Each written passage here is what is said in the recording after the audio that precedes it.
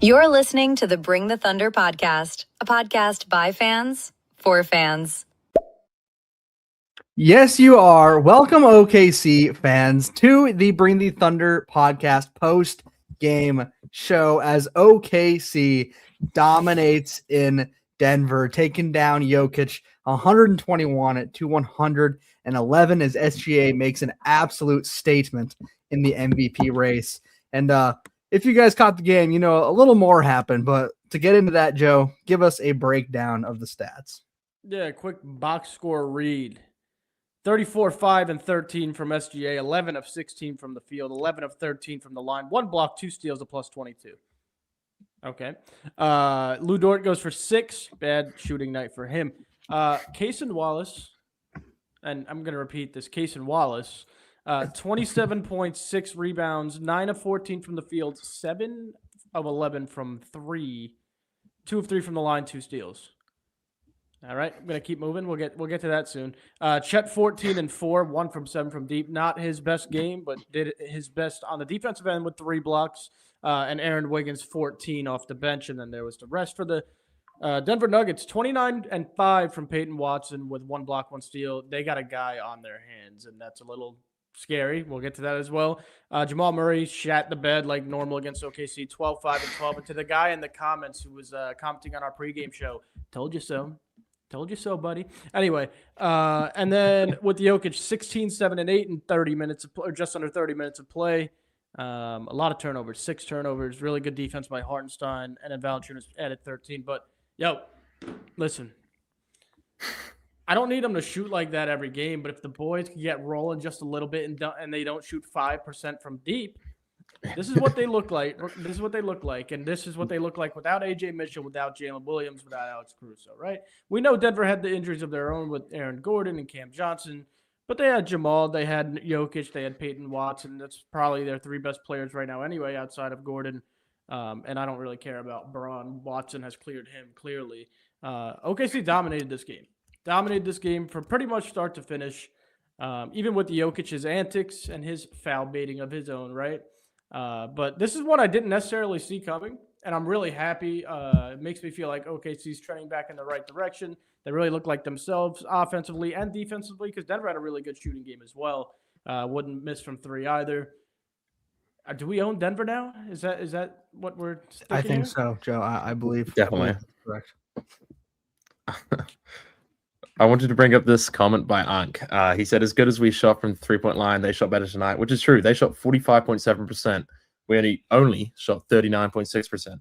But this is what we've been saying all year. If we shoot 35% or better, then we're winning every game by at least 10. And it happened tonight. It always happens. Like, we just need to shoot maybe not this good. Like, we don't need Cason to go for 27 points. But as a team, like, watching us shoot like this was so refreshing, and I never felt like we were going to lose this game just knowing that we're shooting good. What's going to bother me, too, is you're going to hear a lot of Nuggets fans saying that this game was lost because they were injured. Yeah, you know that's what they're going to say. You know they're going to say that crap. And the reality of it is, I agree with what you both said. Like, no, we don't need Cason scoring 27 just to win a game, which we'll get into that more. And we don't need to shoot absolutely perfect from 3. But if we're shooting, like Joe just said, that 35+% while having Jada back, while having AJ back, and those guys are contributing, Chet shooting 1 for 7 from 3 is not common. That is not a common thing. He's going to be more consistent than that. And Dort, I mean, I know he's been iffy as well, but like, all things considered, some of our guys didn't have the greatest games tonight. And we handled one of the better teams in the NBA at their home stadium when, Jokic is still on a minutes restriction, but he got essentially 30 minutes this game. It was a restriction, but not all that much more. Shea only ends up getting 33 minutes compared to his 29, and there was a noticeable difference in the 2 of their plays tonight. Noticeable. So it's not about the injuries, because you don't trust me. The Nuggets fans don't want to argue the injury game because we win that one. We are more injured. We are more shorthanded, and we walked into their house and took them down by 10. And like, they're all going to come at you and say, well, Cason Wallace isn't dropping 27 every game. True. That is true. But if we're shooting consistently and other guys are stepping up and the playoffs roll around, they'll remember what happened last year, and we're better than we were last year. So it's or I think we're more mature than we were last year. We're working on getting better than we were last year, but there's a lot of things that just tonight you could just tell was, like you said, Joe, it was like that reminder that the league needs to think for a little bit. There's been this common trend of just saying that it's not that crazy to say you have beaten OKC anymore. They're starting to lose games, and this was a quick little reminder that when this team just simply hits their threes consistently, not even at an absurd rate, just hits them, we will beat anybody in the NBA. Yeah, and something I really wanted to highlight, and first I want to put my hand up and say, like, SGA, I'll never talk shit about you again. Even though I wasn't talking shit about him, I just said, like, I hate the laughing and, oh, we're losing and we're laughing. Well, he did it in the playoffs last year and proved me wrong, and I guess he just did it again. But I really wanted to highlight the two main guys for each team, SGA and Nikola Jokic. Shea was different tonight. I mean, there was a level of, I'm so much better than every single person on this court, including a guy like Nikola Jokic. That was clear that you could see with your own eyes while you're watching on television. Like we said, 34, 5, and 13 assists, which is like, oh, if Jokic gets that line, that's his normal line, right? Jokic goes for 16, 7, and 8. So shout out to Hartenstein for the defense, but SGA was just so damn efficient. Anything he wanted. They threw a zone at him, he scored. They threw Bruce Brown at him, scored. Peyton Watson, no problem. Like, it doesn't matter who they throw at him. It doesn't matter what zone they're in. Man-to-man, he's going to dominate whenever he wants, however he wants. And I don't know about you guys, but I think he's clearly, based off of this game, and obviously last year's finals run, he's clearly head and shoulders above everyone else in this league. Known that for a minute as well, but he's proven it on the big stage, which is the main thing. Because I mean, for us Thunder fans, we know he's better than Jokic, and he's been better the whole season. But to do it in the game where they're going head to head and they're marketing it MVP versus MVP, and all the eyes are on it, it's really stepping up to the occasion. And Jokic didn't. The lights were too bright for him tonight. Hartenstein was too strong, and he was getting really into the elbows and the pushing with Hartenstein. It kind of felt like I was watching a middle school game where two dudes are almost about to fight, and I was like, "Come on now!" Like, Jokic is just doing all these like cringe cheap shots. Yeah, I think all the way up until the end of the game, he was complaining, even on the very last Shea steal to kind of seal and ice the game. Yeah. He was just complaining, like he lost the ball. He thought he got fouled or a knick-knack foul happened, and him and Luka have that, just complaining to the referees, not getting back on defense. And that's exactly what they want you to think SGA is, but he's pretty much not. He's the best two-way guard the NBA has seen since Kobe Bryant, Michael Jordan, no matter what anyone wants to say. And he's on an offensive tear better than one of the greatest top 5 offensive pieces in Kevin Durant, who played in Oklahoma City. And I honestly didn't think we'd see a better offensive player until we saw SGA, what he did tonight. I mean, every other play was just us talking in the group chat and saying, that's the greatest play we've ever seen. And then he'd go down and do something even crazier. It was ridiculous. I mean, he was a one-man show, it felt like. But on top of it, he had an insane amount of assists. So not much of a one-man show, pretty much just the best player on the court. Yeah, and then speaking of the second best player on the court tonight, on the whole court, and that's Cason Wallace, 27.6 rebounds. We mentioned the 7 threes. We were texting about it in the chat, right? And what the hell happened tonight? The dude caught fire. And we know Cason, like, we've seen him shoot well. His rookie year, he shot the ball pretty damn well from 3. He was pretty reliant, especially in the playoffs, too, in that Dallas series that we ended up losing. And he kind of lost it last year, and he hasn't been shooting it well at all this year. Something sparked that guy tonight. And listen, I'm going to really ask you guys a question. But before I do, for me, we don't obviously need Cason to shoot or make 7 threes a night, right? But can we get 3 from him, 2 to 3 every single game on a decent percentage? And that changes everything for me, right? Because even if you bring J-Dub back, you could throw Cason back in the starting lineup, bring the defense, and like also the scoring and shooting ability. Because Jack and I mostly always say, like, having Dort and Cason in together is just miserable when they're both not shooting well. But if Cason's a shooter, then we could put both of them in at the same time, have a great defense, great shooting around SJ, and then when everyone's healthy, have AJ and Aaron Wiggins come off the bench, which is super ideal. But for you guys, I mean, Your thoughts on his performance tonight and where he could be as the season progresses? I mean, for me, it's confidence. You could tell from the first threes that start to fall down, he felt it, man. Like it was. Sometimes I think one of the problems that Kaysen has is he's very timid. He doesn't want to put up shots unless he's wide open, unless he has to.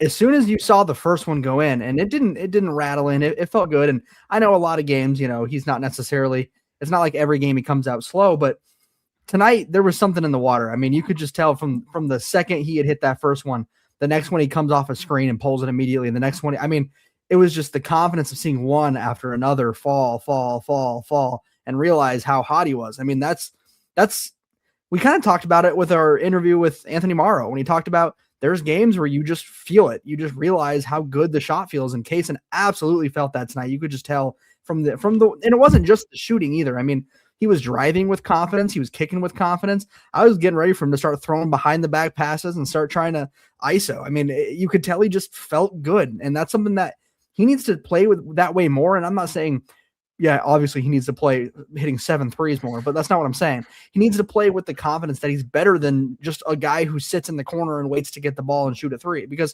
he can be better than that. I mean, on his career, he's a 39% 3-point shooter. Like that's not luck. Like he's a good shooter. This year he's just been less than what he has been in the past, but he's still shooting 35% in the season. Like that's about league average. So if he starts coming around and just playing with the confidence that he's a lot better than that, I have no doubt in my mind that we're going to see a version of Queso that's going to get a lot more consistent. Not 7 threes a night, unfortunately, but there's no reason he can't become a guy who averages more than just a few points here and there when he gets an open look. Yeah, and then Leone, really quick, Jack. Sorry, Leone brings up a good point. And then the rest of the team picked up on that energy. Yeah, they absolutely did. And that was pretty much the beginning of the end for the Denver Nuggets. When Kaysen started shooting the ball, everything opened up. Everybody was flowing on offense. And like Mark says here, confidence was the key tonight. But Jack, go ahead. Sorry. Well, Leone took the words right out of my mouth because I agree with Gabe that it was Queso's confidence was the catalyst to our 3-point shooting tonight. Once Queso got going, it's so contagious. And we said this before, particularly when we're talking about Isaiah Joe, was that we need him to come in, make a couple of threes, and then everyone else feeds off that. And the energy is very contagious. And tonight it was Kaysen Wallace. And most games we just don't have it at all. But whether it be Kaysen or like Isaiah Joe, you could tell fed off Kaysen Wallace. Aaron Wiggins fed off him. Lou Dort made a couple. And that's all from Kaysen Wallace's confidence. And once the others see that going down, it's just so contagious. And that's where I don't want to dive into trade talk this early on, but when I mentioned getting a 3-point shooter, a reliable one, if we have someone like that who comes off the bench and always knocks down a 3, these other guys feed off it so strong. But it goes the other way as well. When we sub in someone like Isaiah Joe and he misses his first 2, then we can't even find the net. So tonight was really, really important. Just the catalyst of Kaysen Wallace. Yeah. I want to hop into the conversation and mention that not just the confidence for the team, but I think we've kind of had a run here where we come off a championship, and I've seen this before with teams where you start coasting, it's January, and games start kind of getting boring. I saw this with the Golden State Warriors, and I felt like we kind of hit that where it's like, okay, we won a bunch of games. We know exactly how we want to play, and they just weren't locked in as much, and it's been rare that we ever call this team lazy, but they were starting to get lazy on defense, lazy on offense, and then tonight we kind of saw them lock in, realize kind of what the moment was, and that's kind of what the expectation was for the pregame. I was mentioning this to Joe, like I want to see something different from this OKC team, even with us being guys down. We usually play with like an underdog mentality, and I haven't seen that for about a month, maybe a little bit over a month. And this was probably the first game where I was like, okay, each of these guys, when they actually lock in, yeah, we should demolish most teams for what we were chasing in terms of the record previous to kind of how everything went down. And I kept mentioning this as well. Like once post All-Star break happens, I think they'll be playing this type of ball on a more consistent basis because playoffs are going to be around the corner, that type of thing. So we did hit the doldrums of the NBA season, but I think we're going to start, getting past that. And this run of tougher games will help with that and kind of accelerate that a little bit. Yeah, I mean, I agree. It also doesn't help when you lose 8 players, right? At the same time, that also while you're in that stretch, kind of screws up your momentum. But I'm glad to see this one because, again, we'll get into it a little further into the show, but we've already talked about this schedule that they got coming up, right? They got a back-to-back against the Magic and the Spurs coming up, and then they got to go Houston, Phoenix, Lakers, all that good stuff. We'll get into that a bit later. But we are just over about 17 minutes in, so ladies and gentlemen, it is time for everybody's favorite segment of the show, and that is... What the is Jack wearing?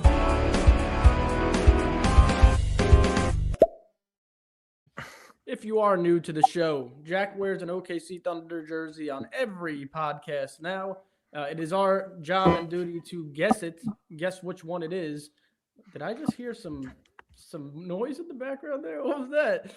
But in the comments, go ahead, drop your comments what jersey Jack is wearing. Satvir, we'll start with you. We'll go to Gabe after that, and then we'll come to me. I absolutely know what it is, but I think I'm going to nail it tonight. Oh, no. I can't really see the jersey since he's back home.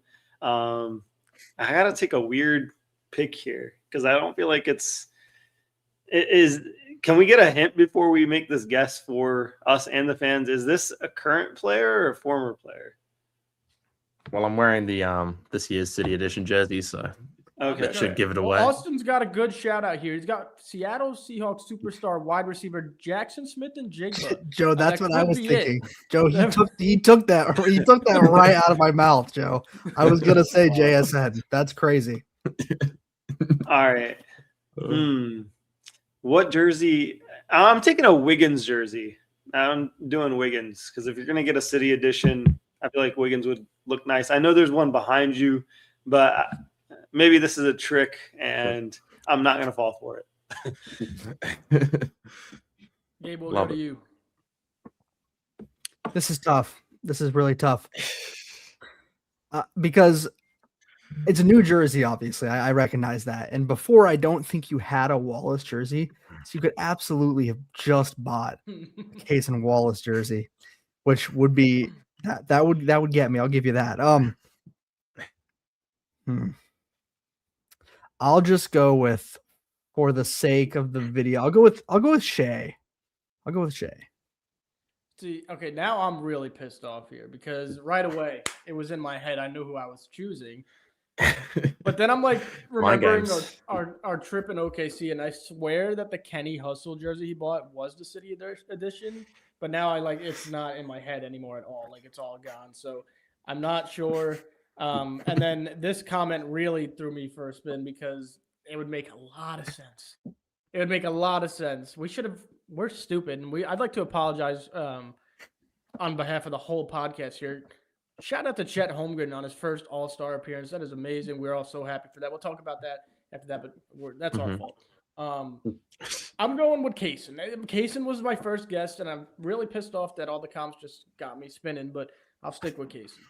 You know, it could be Right. it could be Connor McDavid of the Oilers as well. I'm not sure. Yeah, McDavid. he did play this season, actually. Yeah, I figured, but I'm sticking with Shea. Could be Lindor too. All right. So coming into this game, well, there's three names I was thinking of. Chet, All-Star. Aaron Wiggins, a year ago on this day, career high, 41 points. Let's go. Jason Come Wallace, on. on this day, career high, 27 points.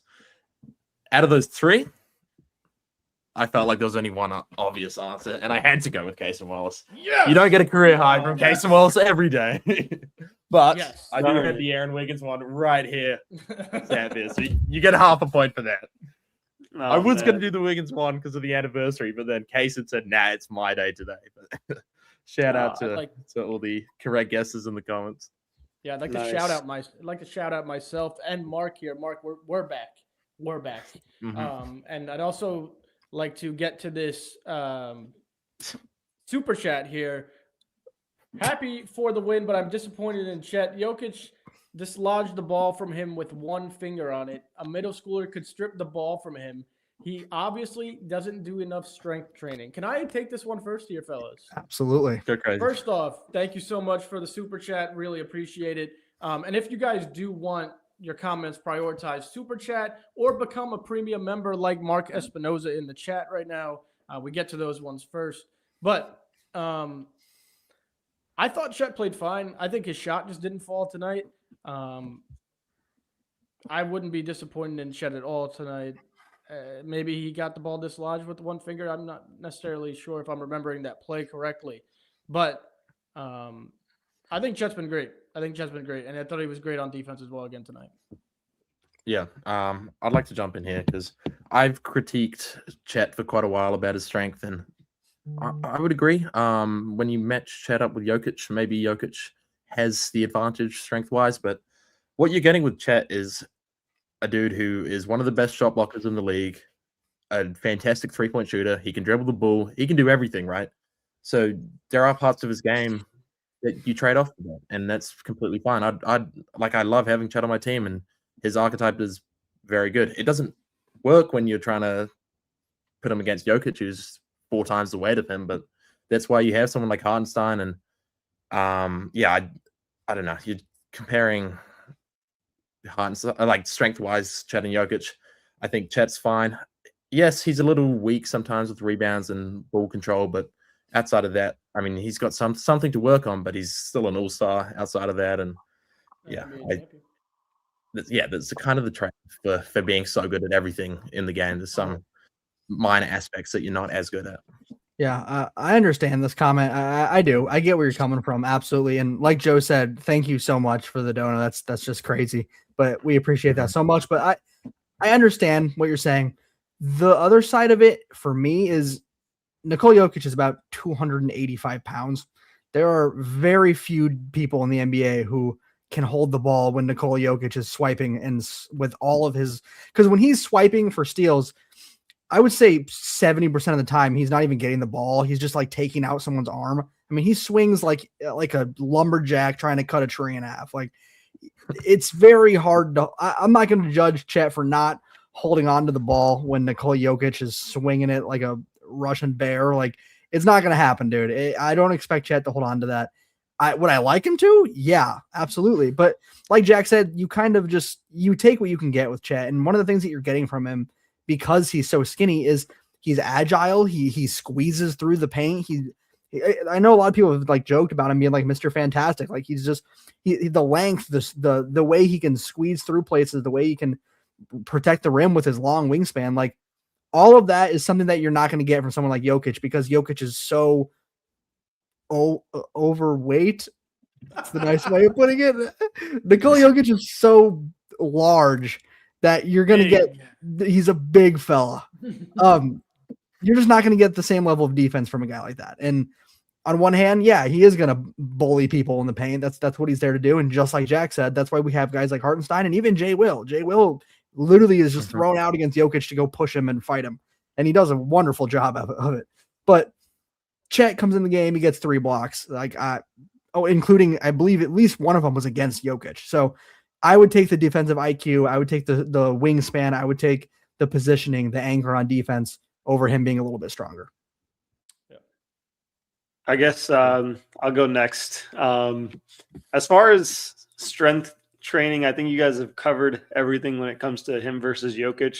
But when we isolate just Chet Holmgren kind of to himself, I wanted to mention he's a number 2 overall pick who missed his first season due to injury. And when you really look back at his first season and how skinny he was, even I was a little bit afraid, even though, like, obviously, I wouldn't mention it too much, but he was just extremely skinny. He looked like he was, someone that could be injury prone. And then he goes on to play a whole 82 games.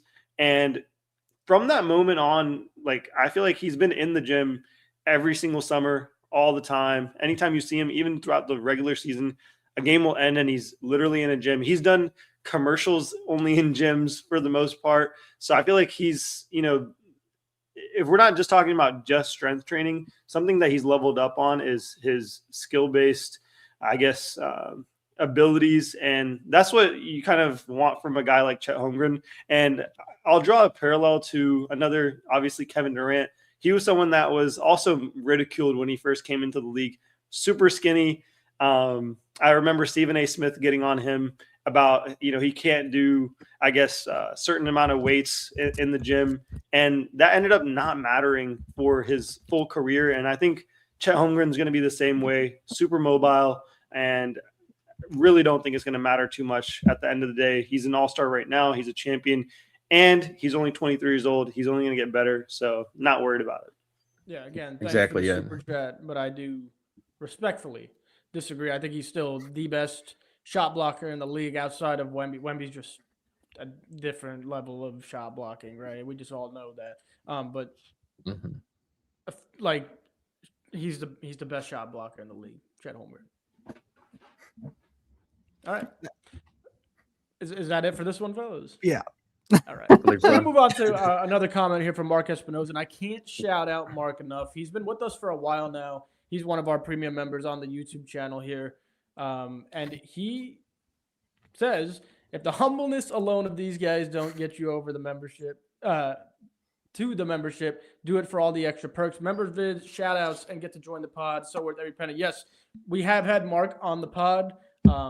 There's just a bunch of stuff that we do. The members videos we're putting a lot of time into for you guys, 1 to 2 per week, that nobody else can see, just for the members only.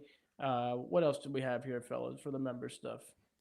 I mean, I My think brain one is- thing that what I've noticed that we've done, and obviously this sounds biased because, you know, I'm on the podcast, but one of the things that I think we do is I think we do really unique content. We're doing things that I don't commonly see other people doing. We did a spelling bee not that long ago. I mean, I know that was for just a normal episode, but it's stuff like that it's just on our podcast, we're not doing normal things. We're not just doing simple, like today we're going to do a mock draft, or today we're going to read a Bleacher Report article and just review it. Like, we're doing Today things we're that gonna aren't do normal. Oklahoma City Thunder therapy yoga.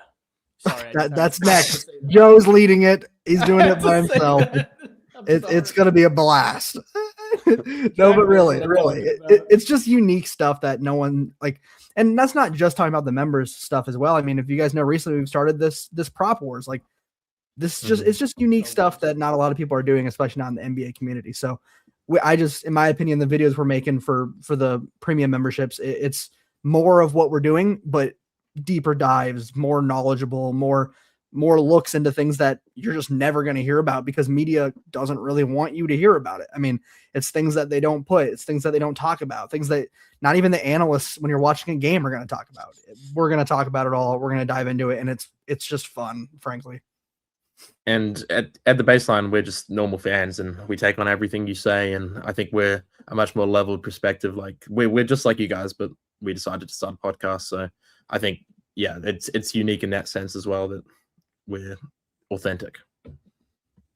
Yeah, and like I said before, we put out a lot more than everybody else, and I do believe that Satbeer loves you all as well. I'm not 100% sure, but I think he does. Yeah, I definitely do. I appreciate all the members, and I think you guys have covered everything. But I think as the channel kind of progresses on, the memberships are only going to get better. And I mean, they kind of speak for themselves. I don't think, we have to, speak them up too much because we put out, honestly, probably the best podcast YouTube content that I can think of. And I've been, around the NBA scene for several years now. So, yeah, definitely highly rated. Austin was a member, so I'm going to get to his comment here. He said, there's a quiz, and it's OKC Thunder rosters trying to get as many names as possible. He got 220 out of 318. Austin, get on the show. Not now, but like maybe next time we're live. I will do it 1v1 against you. I guarantee you I get like 318. I'm not even joking. Ooh. It doesn't even have to be a competition, Austin. We could do it together. But let's get back. Sounds like the next members only video is sorted. It does. Austin, hit us up, man. Let's get back to the game, though. This was a really good game. Like I was mentioning before, I want to read you guys the schedule coming up for OKC and just how important this win was, especially losing to Minnesota, right? So we won against Denver. Now we're going home on Tuesday against the Magic, who have been playing decent, and we haven't been playing well, so it's always a hard game. Then the following day on a back-to-back, we're going into San Antonio, so that's always fun. Saturday, we're home against the Rockets. Monday, in LA against the Lakers. Wednesday in Phoenix. The one thing I will say, after this back-to-back here, we're getting some nice rest. The NBA hasn't been so nice to OKC. We've played a bunch of back-to-backs this year, a bunch of tough games. But with that being said, fellas, I believe AJ's coming back soon, right? So we're getting closer and closer to full health. What is your guys' expectations, over this next week and a half or so, riding into this All-Star break. I mean, I think this game was crucial to essentially determine where we're going to go from here. I mean, even if we lost this game but played them close, I would have felt good about it. But there was just that kind of bad feeling in my gut that this game was just not going to go well. We'd been on a rough streak. We'd been dropping games we shouldn't have. And this was on the road against one of the best teams in the NBA. And yeah, yes, they're injured, but they're still great. They're still Peyton Watson's playing a ridiculous level. I didn't feel good about this game. The fact that we walked out with a 10-point win and a confident 10-point win, to me, that's the kind of thing that's going to carry over. And that's the kind of confidence that's going to carry over. And adding guys back, getting more health, just starting to click better and getting closer to playoff time. I think everyone from Mark down to Ujman, down to Chris Youngblood, the last guy on the bench, like every single person I think is going to start taking things more seriously. And that's not to say that they weren't already, but it's that realization of this is going to be a really tough hill to climb. And what comes on the other side of the hill very soon is the playoffs. And this is a test. Like this is going to show us, it's no question. It's no secret that the West is 50 times better than the East. It's not been a secret. It's been that way for a while now. Getting through the gauntlet of the West in the playoffs it's incredibly difficult. And we did it last year and we had to fight tooth and nail against this very Nuggets team. And we're going to have to do it again. So to me, this little stretch here that you're mentioning, Joe, this is getting battle tested. And I'm not saying we got to win every single one to prove that we're good, because we're not. Like, frankly, if we win every single one of these games, I will be surprised. I hope we do, but that's tough. This is a tough schedule here. So all I want is just to carry over this confidence, shoot the ball with confidence, at least in terms of like taking shots that we know are good. Don't just shot chuck. Don't just put up 50+ threes because you can, which we've seen this team do that and they fall on that blade every single time. Just play our style of ball. I think Mark's going to start getting better with his lineups. I think the health's going to start clicking. As soon as this team's healthy and as soon as the chemistry's back, I really think we're going to look like we did when we started off 24-2 or whatever we were. Right. Yes, something changed today. Like you could just tell from the start, the confidence, the ball movement, everything was great. And it was definitely a step in the right direction after these last 4 games. And I think going into these next, however many before the All-Star break, you do just have to wonder if we can keep the momentum rolling or if we find ourselves in another ditch. Because I feel like we found ourselves in a ditch and then we got ourselves out around that Memphis game and then we got back in the ditch and now we're out again. Yeah, and then the injuries definitely help or don't help with getting out or getting into the ditch. But I think all this resilience and adversity that we're facing is really good to test us come playoffs, like Gabe's saying. And I think these next couple days or a couple games until the All-Star break is really key for this. And hopefully we can keep the ball rolling so even when we're injured, we still have the confidence and we're still letting it fly like we are and making shots. And if we keep that rolling into when we're healthy, then, I mean, pack your bags. The NBA season's done. Like, Right. it's over. All right. Yeah. With that being said, Austin, yeah, hit us up. Hit us up for sure, Austin. I'd love to get that going. That would be a lot of fun. Satvir, I don't know if you're ready, but I'm pressing the button anyway. Welcome to Satvir's Quarter. All right. I am definitely ready. This is going to be kind of a little bit more interactive and a little bit longer to start out, and then I'll go into the 2 stats of the night. But for starters, Thunder All-Star history. This is kind of a nice little quiz for everybody here. How many total All-Star selections have we had in our history? No cheating, no Googling. Joe, I need the camera back on, please. Yeah, I'm getting here. You know how it is with this damn StreamYard. I got you. But Back. definitely want you guys in the comment section for a couple of these quiz questions before we get to the stats of the night. But how many All-Star selections have we had in our history? Gabe, you're off to the races first. Wow. Oh, man. In our entire history, I'm going to go. I don't want to like shoot significantly over here. I'm going to go with 25. We'll sit Okay. there. Jack? I do know the answer. So I'll let Oh, Joe go gosh. first. Oh, Oh, he I sucked. made a video on Chet Holmgren's All-Star today, so Okay, I gotcha. So this is obviously, selections, not just the individual guys, right? Yep. All right. Quick math in Joe's brain, real quick. Katie and Russ went together a bunch of times starting like 2011, 2010, 11, 12. I'm going to say 26. Okay. Wow. You guys are very close. I know Jack knows the answer. So, Jack, hit us with the reveal. All the people in the comment section are a little low for my liking. There we go, Austin. That's a closer number there. All right, Jack. yeah. Mark. Mark says he watched my video and still forgot. Come on, man, you gotta do your homework That's on on my you. videos. That's on you, Jack. You got to pull them in better. Yeah, I know. I need to make my hooks better on my shorts, but I believe the answer is 24. Yes. We're up to 24 All-Star selections, and we have 7 All-Star players in total. I'm just going to go ahead and reveal the rest of the quiz. I don't want it to go too long. 1 or more All-Stars in 15 out of 18 seasons, 2 All-Stars in at least 9 out of 18 seasons. That's pretty much half of the time that we've been around as a team. Russell Westbrook with the most with 8. Kevin Durant followed by that with 7. Shai Gilgeous-Alexander up to 4. Paul George with 2. Chris Paul with 1. J-Dub with 1. Chet Holmgren with 1. Very awesome names there in the list. But to get to the 2 stats of the night here, Shai Gilgeous-Alexander, 20-plus points for the 120th straight time.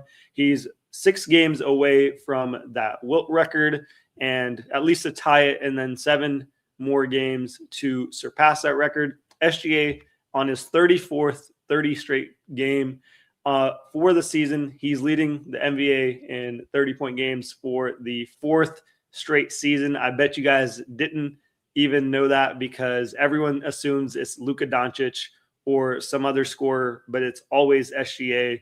And to round out all that, I know those are the stats of the night, but I do want to get into the take that I mentioned early on in the season where I saw SGA kind of developing the new skill of assisting and becoming a double-double machine. And I do have the prediction for next season. He's going to be a triple-double machine to kind of get ahead of that before anyone else gets there. But he's discovered how to do the assists, same as Russell Westbrook, kind of in the same way. When you get so elite at offense, you have to start divvying out your points to other people. And that's pretty much where SGA is right now. And he's kind of that level of dominant. So I want you guys to talk about, his development on that side.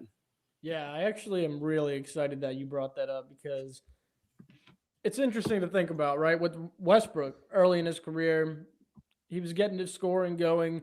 But as we got into those 14, 15, 16 seasons, 14 and 15, he really mastered how to get those double-doubles, 20 points, 10-plus assists every night. And then as he got his own team, came the rebounds, the triple-doubles, and then obviously the record, right? SGA kind of is on that path. He's already mastered the scoring, way more than Westbrook will ever had, right? Just so efficient, mid-range, three-point, free throws, layups, everything, right?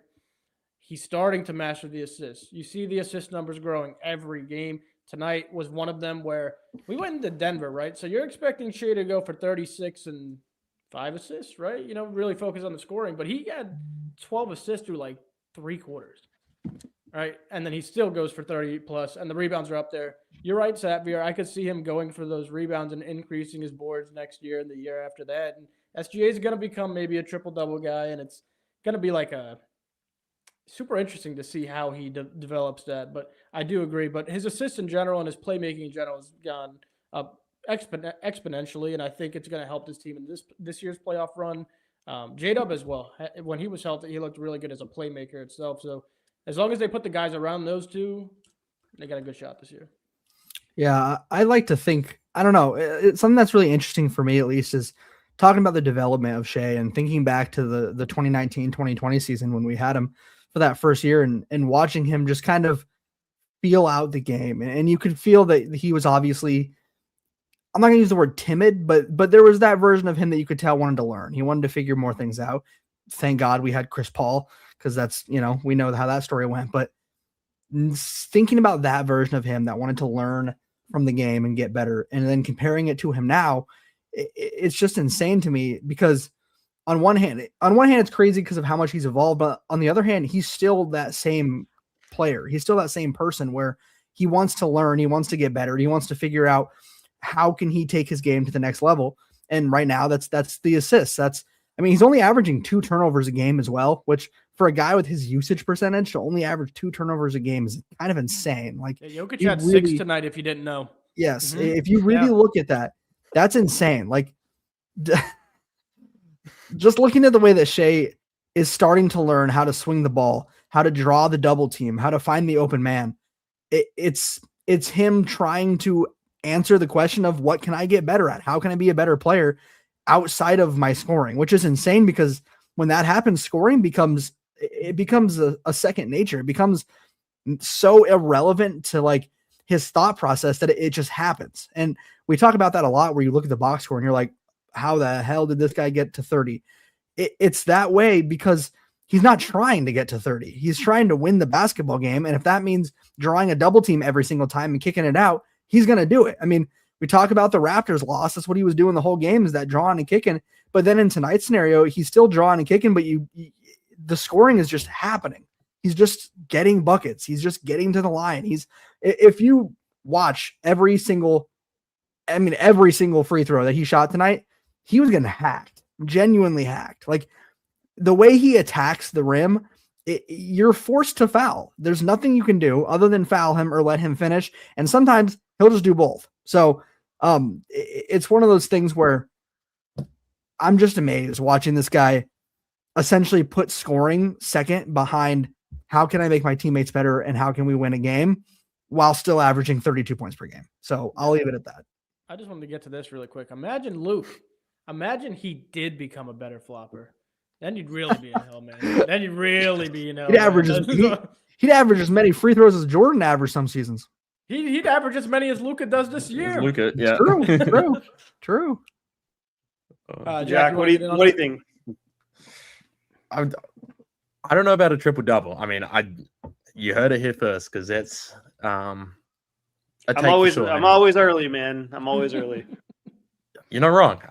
And I understand the logic for sure, but Gabe alluded to the 2 points I wanted to make. But the main one being that he doesn't really try for stats. And I feel like most players who average a triple double hunt it a little bit. Like Luka is the worst at it. You'll see him up 40 against the Wizards or something, and he'll go check into the fourth quarter, get 2 rebounds, 1 assist, and on 10 rebounds, 10 assists, be perfect. And but I don't think Shai will ever do that. And as long as he's wanting what's best for the team, I don't think he will average a triple double, or get increase the triple doubles that much. But I do see where you're coming from. So I wouldn't be surprised if he has a couple next year. But absolutely, yeah. One other comment that just caught my eye as we're ending the show soon. Glitch Hoops. I disagree. First off, no, not close. Second, I think we'll be seeing, if Denver doesn't see OKC into the conference finals, it's going to be OKC in Denver. And I'm pretty confident in saying that right now. If both teams are healthy, the Spurs are not ready to compete with the Nuggets. Jokic would put that kid through no way! Shout out to Bengals Goated for the membership. Bengals was contemplating it last week, maybe even a week and a half ago now. Welcome in, Bengals. I hope we provide everything that you wanted, everything that you need, and I know we will. So congrats. Thank you for joining.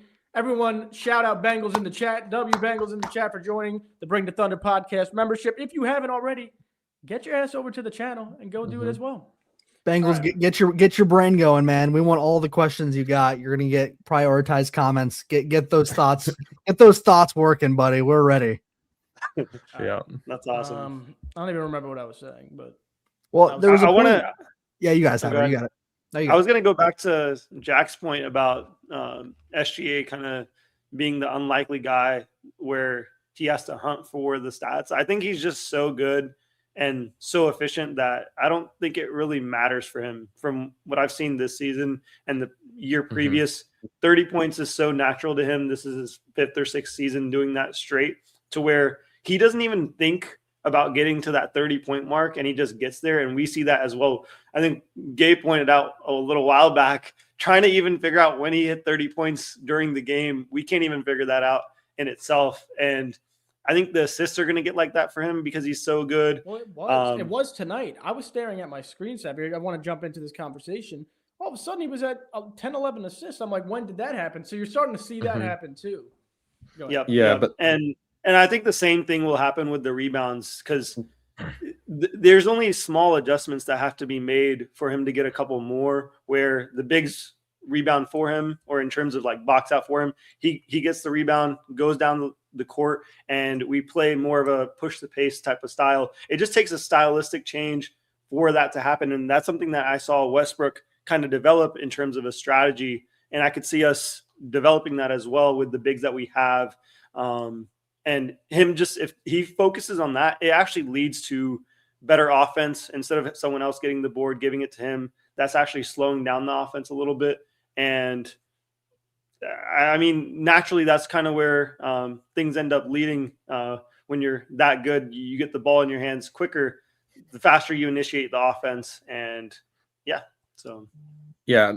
agree. Both those things come naturally, like the rebounding and assists. And I think the assists are mainly high volume right now because of AJ being out, Jada being out, and in the previous games we lost them due to a lot of unforced turnovers by guys that we made ball handlers that aren't normally, like Wiggins, Joe.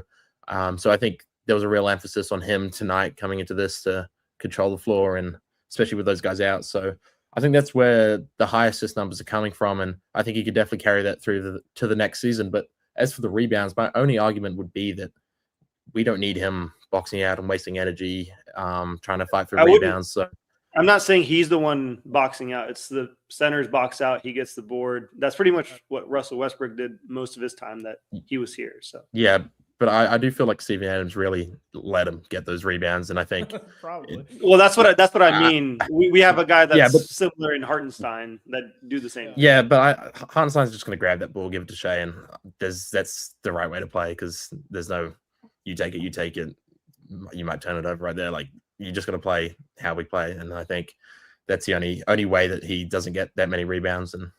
But I do see the odd game where a couple falls away, and suddenly he's 9 rebounds and the assists. And I definitely agree that the assists and points just come so naturally that. I would agree that he'd probably be averaging a double-double next year or close to with assists, but just the rebounds are catching me.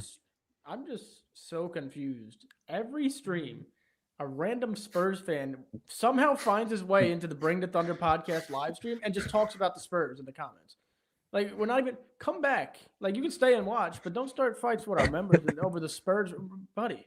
We'll see you in a couple days, all right? With that being said, do you guys have anything else to add? Yeah, I want to address this comment about triple doubles are not a winning style of basketball. I disagree because I would say 75% of the triple doubles that Russell Westbrook earned, he won those games. So I know it's very misleading when all you listen to is ESPN or wherever you get your news. But that's just not the case. Triple doubles do lead to wins. And the style of basketball that I was talking about when it comes to the guard directly getting the rebound and pushing the pace himself without the center, it actually leads to better offense. So, I mean, you guys can disagree however you guys want, but that's just how it ends up boiling down. So yeah, this comment's pretty good too. And I'm going to assume that Will here is a OKC fan. And I think he just has that mindset because he watched Westbrook dominate with those triple doubles, but it never turned into anything in the playoffs, which is understandable. Like that's the only kind of triple double. Well, we saw it. He was on our team, and he was the best triple double king ever. He won an MVP off of those triple doubles. So right, but the winning style. But Will's talking about chips, it is and a winning style. Yeah, it is a winning style. Jokic is a triple double machine. He won a championship not too long ago, right? Giannis had he has three MVPs. And Giannis is another guy. Giannis we can go down the line. Will Chamberlain, in the LeBron James, most of the people that are in the top 10 of players that you think about earn a lot of triple doubles. Yeah. So there was another comment here. Yeah, let's see. Leone's got it right. I was going to say, I think it's funny. You guys can Yeah, one of my favorite things is our members and the people that listen. They just know ball, man. Mark's on his soapbox here, pointing out the obvious thing about Castle, Fox, and everyone else hitting threes. It was not Wemby, bro. It's because they shot 50% from three.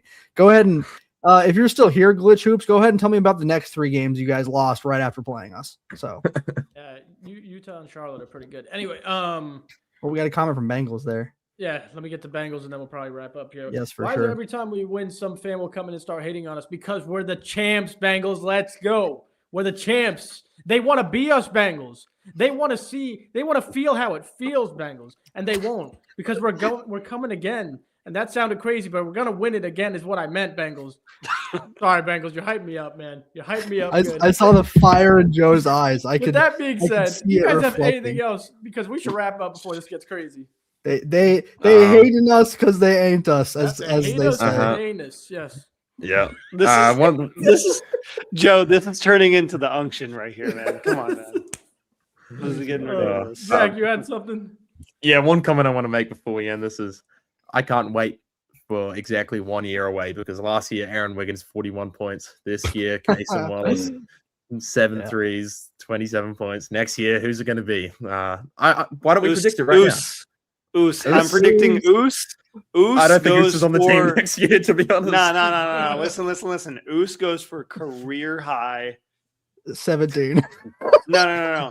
No. Listen. Let me cook here. 35 points, 17 assists, 11 rebounds. Holy shit.